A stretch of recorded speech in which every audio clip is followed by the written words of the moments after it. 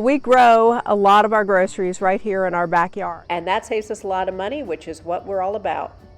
On today's episode of Life Half Off, we're going to tour our backyard garden and show you how we grow our own vegetables. I'm going to show you what has worked, what hasn't worked, what was a complete flop, and what I would do differently if I had to do all over again. Come on, Stella. You may wonder why we grow in raised beds, and the answer is I can control the soil, and I like everything in its spot. It's more expensive the first year, but then you're good for many years. So over here I'm growing white pumpkin. I try to do that every year as a way to save on decorations, and I just think it's like a really classy, natural, simple look. And the best part is I always grow enough to share, and the rest can go to the chickens and dogs. Our lettuce, and this is Butter Crunch, and it's what was left over. We've been eating on it ad nauseum for a long time, but now it's going to seed. It's a lot cheaper to grow your own seed and save your own seed than it is to buy it, obviously. This is a shade cloth I got off of Amazon. I'm letting the lettuce go to seed, but I'm showing you how by extending the shade cloth over it, you can extend the summer growing season. Lettuce is a cold weather crop. It does not like the heat. Over here we have our marigolds, and we'll talk more about that later. Another way we save money is by saving seeds, and these cold weather broccolis are being left here so we can collect the seeds.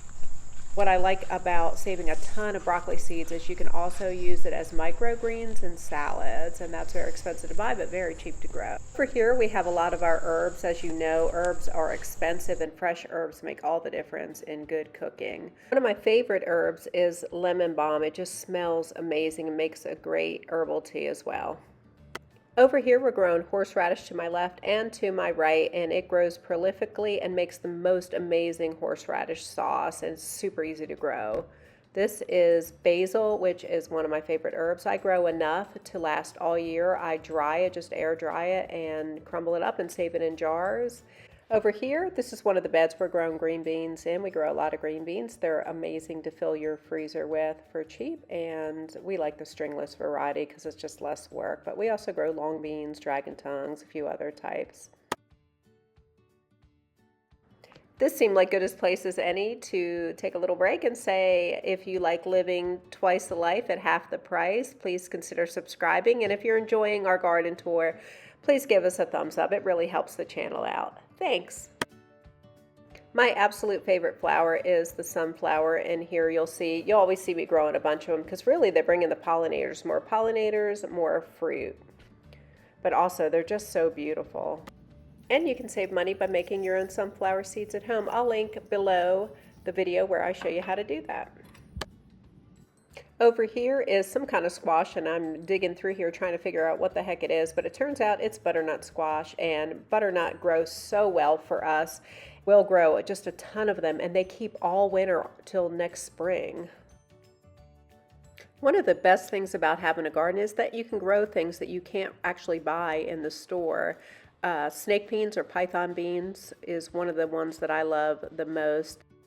They're funny looking, but they taste delicious, and one bean can be a side dish for 4. For here we have sweet potato. The leaves are edible, although we don't eat them too much.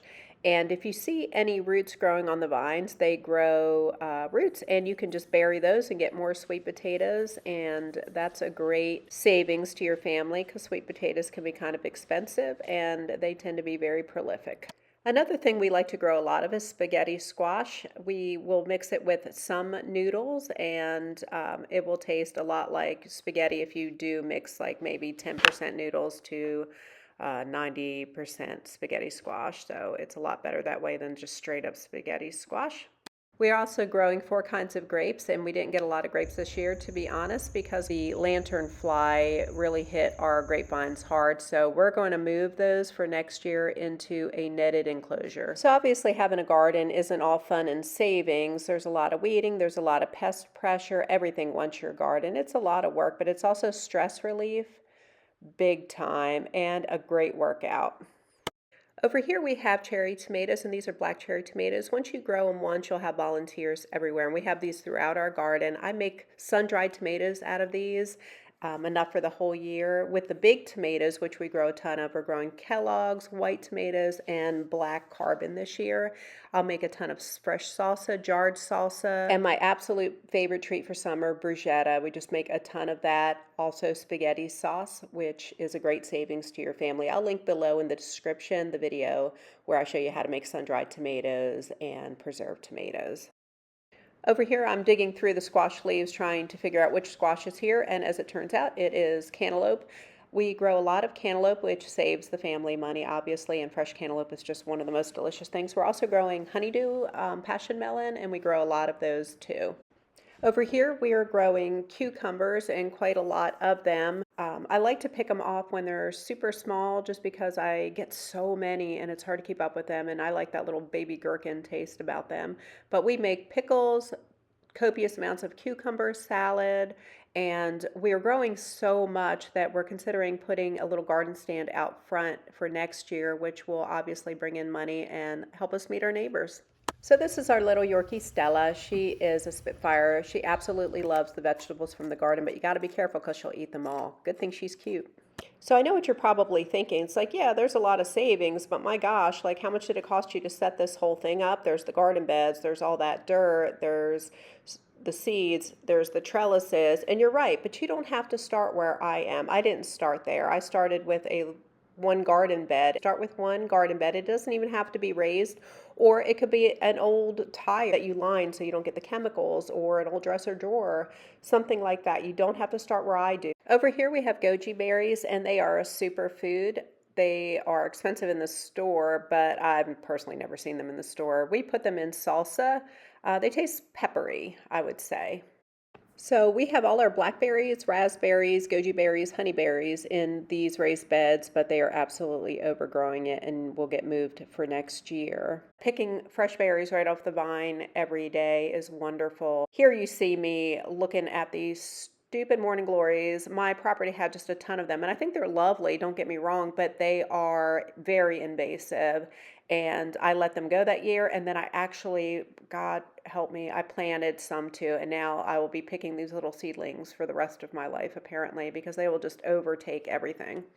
So that shadow you see follow me around is my wonderful husband. He does a lot of the hard work of the garden. He helps me water, and he does some pruning and things like that. I didn't always have a partner, though. I did do it as a single mother and working full-time as a nurse, so it is a lot easier with a partner, though. On both sides of the garden, we have a mini orchard. Some of the trees are doing well, some of them not so well. We had an early freeze, which killed a lot of the fruit. This is a fig tree, and I still haven't quite figured out what to do with all the figs. I still have a frozen bag from last year, and we're getting more this year. So if you have any ideas of what I can do with figs besides jam, please put it in the comments below. I appreciate that. Thank you. So out of respect for your time, I'm not stopping at every garden bed and showing you everything that we're growing. There's corn, and we're growing quite a lot of that. There's nothing like fresh corn on the cob. So that's going to conclude our garden tour. Thank you so much for hanging out with me today, and be sure to check out some of my other videos on how you can save money. So if you got anything out of this video today, please consider subscribing. Hit the thumbs up button. It really helps us out and costs you nothing. And until next time, let's do our best to live twice the life at half the price. Thanks for watching.